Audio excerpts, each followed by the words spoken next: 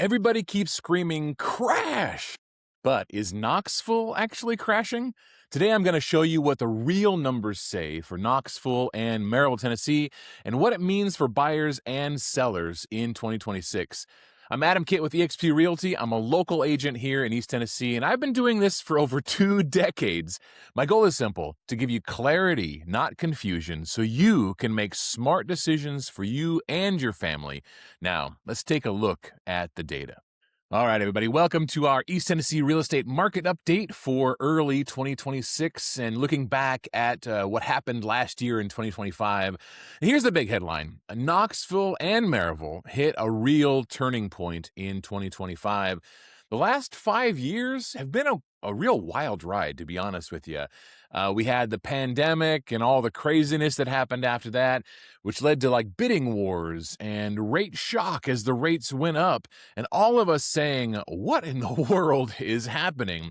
But now the numbers are showing something we haven't seen in quite a while, which means that the market is kind of calming down. Inventory is back, which means that buyers have more choices. And both Knoxville, which is quite honestly a complicated market, and Maryville are starting to show some meaningful differences depending on where you are and what price range you're in. Now, what you're looking at on screen is a website that I put together based on the market research I pulled, so you can actually see the numbers as we walk through it. So what I want to do here is simple. I want to show you what the data is saying and what I believe it means based on what I'm seeing on the ground here in East Tennessee. All right, let's start with 2 things that drive almost everything in this market. All right, before we get into the numbers, we've got to talk about what drives almost everything you're seeing in this market. And it really comes down to 2 things. Mortgage rates, of course, which are critical for all purchases in real estate, and people moving into East Tennessee.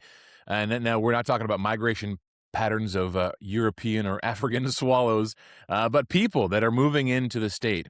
So let's talk about the lock-in thaw. So throughout 2025, mortgage rates bounced around the mid to low 6s and to 7 range. And for a while, that kept a lot of homeowners kind of locked in because they were sitting on those sweet 2, 3-point interest rates that they got, in the crazy periods in early 2020s. But real life's happening for everybody. People get divorced, people get married, people change jobs, families grow. And so people listed homes despite, the interest rates. Even if it meant giving up that interest rate, even if it was like a refinance, hey, we got to expand our house, we got to do a remodel, whatever it was. And so that's a big reason that inventory started coming back, that, they just got tired of waiting for the interest rates to come back down. And the second thing we need to talk about is buyers kind of adjusted too. So instead of sitting on the sidelines waiting for that perfect rate, a lot of people realize that life keeps going.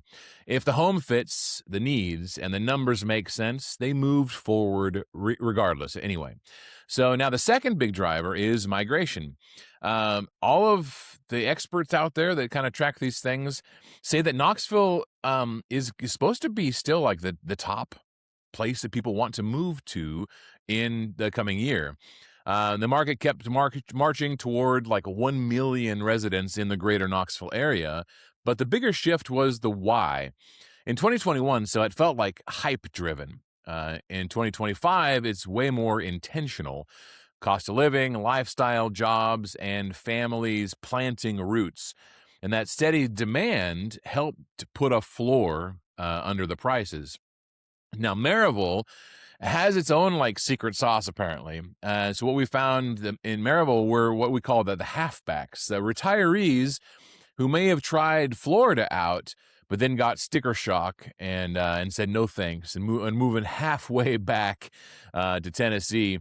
Most of them, or many of them, are pretty equity rich and cash heavy, so they're not as sensitive to interest rates. All right, so let's talk about something else now. We've got foundation. Let's zoom in on Greater Knoxville specifically, because this is where the biggest shift showed up in 2025. All right, this is where the market really changed last year in 2025. And Knoxville's biggest story was pretty simple. Inventory came back, and it came back pretty fast. Active listings jumped about 25 to 30% year over year. And so by late 2025, that shift showed up clearly in a few key stats. First, months of supply moved above 4 months, which puts it much closer to a balanced market than we've had in the last few years. Secondarily, homes started taking longer to sell. So the days on market stretched from about 49 days to in the early, like the low 70s, 73 days specifically. And that part right there is important because it tells us that buyers finally have something they haven't had in a long time, which is time. Time to breathe, compare homes, make better decisions instead of that feeling like they have to buy because they're the fear of missing out effect. So instead of rushing and settling. Now, here's the key detail. A lot of this inventory is not brand new listings. It's inventory that's just sitting on the market for a long time. Homes that were priced as if it were still 2023 and they just sat there. So no, this isn't a crash. It's more of a recalibration. And when inventory comes back, the next thing that changes is pricing. So let's talk about what Knoxville's prices did next. All right, so once inventory rises, the next question is obvious. What happens to prices? And here's the truth. Knoxville did not crash in 2025, but it did cool off a little bit. The greater Knoxville median price hovered around $375,000 to $385,000 in late 2025. And in some parts of the city core, we saw declining prices in the 3 to 6% range year over year. Meanwhile, many suburban areas stayed more stable. Now, here's what really changed. Price reductions became a lot more common. Roughly 40 to 50% of listings that were active had a price reduction before they went pending. That's not the market falling apart. It's the market correcting sellers who came in too high. And one more thing to understand here, Knoxville is not just one market. It's multiple markets depending on the price point. Entry-level homes under the $350,000 range can still be very competitive because affordable options are limited. The move-up middle, roughly the $450,000 to $700,000 priced homes, softened the most.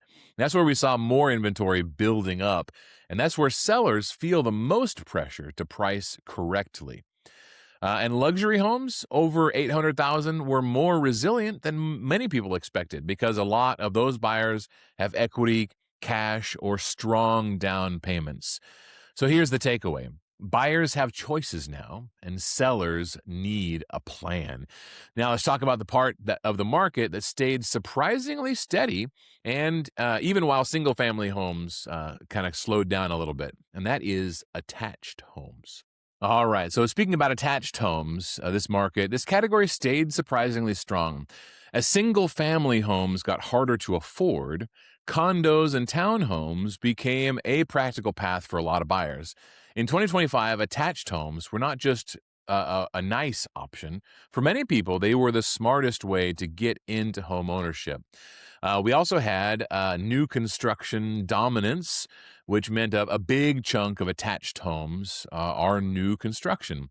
Builders leaned hard into townhomes because land is expensive, demand is still there, and townhomes fit more budgets than many single-family options, the detached options. We also had price stability. Attached homes stayed pretty stable on price. A lot of them hovered around $300,000 to $325,000, and they didn't soften the same way that a lot of the detached homes, the single-family segments did. And the reason is simple. The buyer pool is bigger at this price point, and so you have competition. And continued competition, if it was well-priced, especially under $300,000, it still moved. Buyers are paying attention to the monthly payment more than anything, and attached homes tend to pencil out better for a lot of people right now. All right, Knoxville cooled a bit and attached homes held steady. Now let's jump over to Maryville, which is where I live, because Maryville played this whole season just a little differently. All right, so while Knoxville cooled off a little bit, Maryville tended to stay strong and steady. Maryville's median price ended 2025 around $410,000, while Blount County overall was closer to $380,000. Year over year, Maryville still showed modest gains, roughly 0.7% up to 4.2%, depending on what you're looking at. This is not a market that swings wildly, tends to hold value. Inventory did rise, but it stayed healthy. By late 2025, Maryville had about 588 active listings with about 612 homes sold, which is a good sign, which means that we're basically staying pretty balanced. Homes are still moving, even with more choices on the market. So days on market in Maryville increased to around 71 days, up from about 58. And that does not mean trouble. What it means is that buyers have more time again. They can tour more homes, compare more homes, do longer inspection periods to be more thorough, which allows them to make smarter decisions instead of the feel for rushing, like we talked about earlier. So here's the big question. Why is Knoxville correcting more while Maryville is still holding steady? Let's break that down. All right, so here's the big takeaway so far. Knoxville and Maryville are in the same region, but they're not behaving the same. One is correcting more, and one is holding steadier. That means buyers and sellers need two different strategies depending on where you're at. Knoxville, more correction, more negotiation. Knoxville ran hotter on the way up, so it's cooling faster now. Inventory is higher, days in the market are longer, and price reductions are more common. Buyers have more leverage here, especially on homes that have been sitting and are priced possibly too high. Sellers can still win in Knoxville, but pricing and presentation matter more than they did a couple of years ago. So we got a strategic opportunity here. If you're trying to negotiate, find value, or build equity, Knoxville gives you more openings right now. Now, Maryville seems to be more stability and less discounting. Maryville did not swing as wildly during the boom, so it's not correcting the same way now. Demand stays strong because of schools, lifestyle, and long-term buyers relocating here. Prices tend to hold better, and lowball offers usually do not land as often. So some strategic opportunity. If you want stability, strong resale confidence, and a steadier market, Maryville continues to be one of the safest plays in East Tennessee. All right, next I want to zoom in on one of Maryville's strongest segments because it helps explain why that market stays so steady. All right, this is one of the reasons that Maryville has been holding pretty steady. That's Maryville's attached home market. It's a different animal than what you might find in Knoxville. In Knoxville, attached homes often solve affordability. In Maryville, however, attached homes solve a lifestyle. What some call the lock and leave lifestyle, which means that a lot of these buyers are downsizers, retirees, and people who are just done with yard work and things like that. And they want simple living, low maintenance, and a home that still feels really nice. They want that lock the door and travel type of freedom. So because of this buyer group, they're often equity rich or paying cash. These homes can sell at premium prices, and in some cases, they hold value better than people expect because demand comes from lifestyle buyers, not bargain hunters. We have some recession-resistant. This is a recession-resistant segment. It's also one of the steadier segments going into 2026.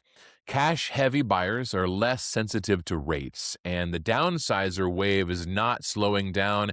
We're talking about the baby boomer generation, which is one of the largest segments of our population right now. And they're all, retirees and downsizing like crazy.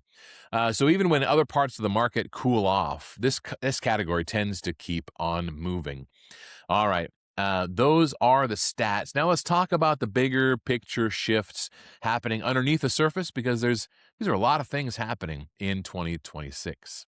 All right, so the stats are important, but the real story is what changed in buyer and seller behavior, because these shifts are what shape how 2026 might play out.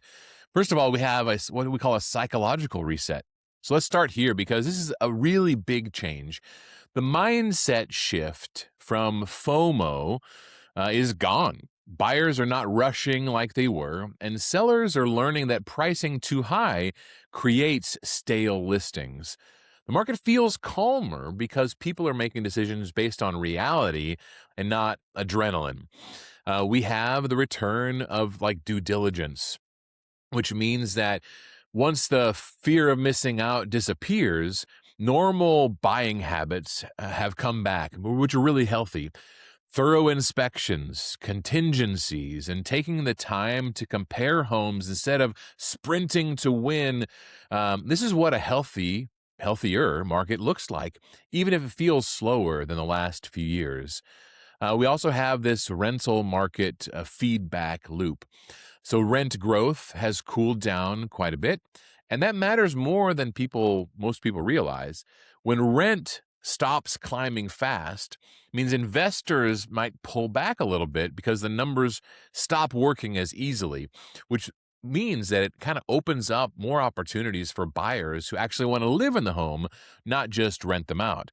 And here's one critical insight from the data. Over 53% of renters in the greater Knoxville area are cost burdened. That tells you affordability is still really tight, and it keeps pressure on entry level homes and attached homes going into 2026. All right, now let's land the plane and just talk about a little bit more thoroughly. What does 2026 look like from here? All right, so what does 2026 look like from here? Based on what we saw in late 2025, home prices in East Tennessee are expected to stay mostly flat in 2026, around plus or minus 2%.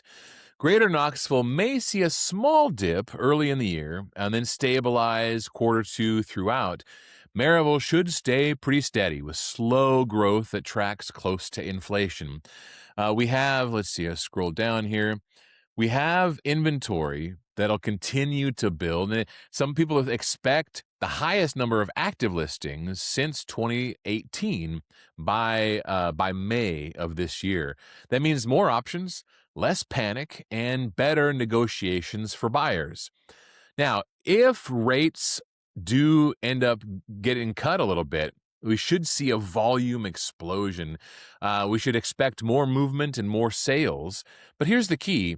With inventory higher now, rate drops are more likely to increase activity, not create another crazy price spike. This is my favorite part, the power of choice. For the first time in years, buyers do not have to settle. You can compare homes, inspect properly, negotiate, and get a good deal on a home, and choose the right fit, which is what a healthier market looks like.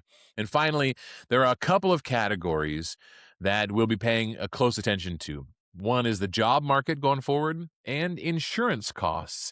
If you pay any attention to the news regarding insurance prices, premiums have been going up, which does affect affordability quite a bit.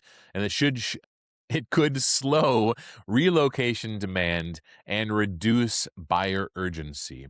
If rising insurance premiums, they do become a real monthly payment issue. All right. So that's the market story. Now, let me tell you what I would do if I were buying or selling in East Tennessee this year. All right, so that's the market story in a nutshell. Here's the good news. You don't need to panic, but you do need to plan. Whether you're buying or selling this year, you really need to be ahead of the game with strategy and planning. If you're buying, you've got more choices now, and you can actually negotiate again. And if you're selling, you can still win and win big, but your house needs to be priced right, staged right, and marketed with the best strategy more than ever. And if you're really not sure what to do, that's literally what I'm here for.